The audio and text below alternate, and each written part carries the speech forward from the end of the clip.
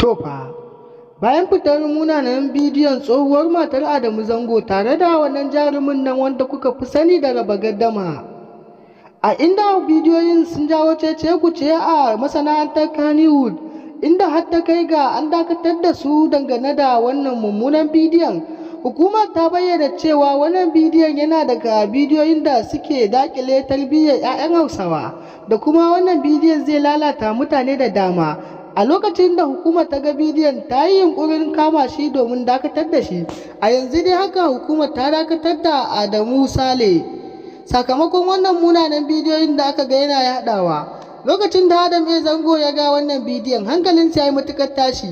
Ya bayyana cewa bai yi tunanin zai samu matar tashi ta aikata wannan bidiyoyin ba, amma kuma ya san cewa ta yi ne domin bakanta mai rai, to kuma hakan ya bata mai rai matuƙa. Shi ya sake ta ne ba domin ya ci mutuncinta ba, ita kuwa ta yi wannan bidiyon ne domin ta ga ransa ya ɓaci.